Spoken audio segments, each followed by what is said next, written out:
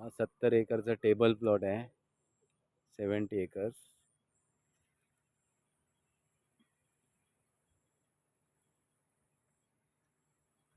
आणि हा आहे मेन रोड असा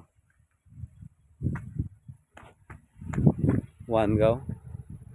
आणि हा हायवेला जाणार ना आपल्या, आणि हा आपला हायवेला जातो रस्ता.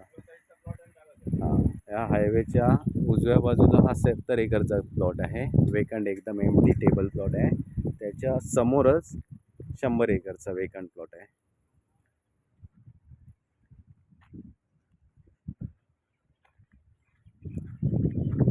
हा त्याचा गेट आहे प्लॉटचा 100 एकरचा.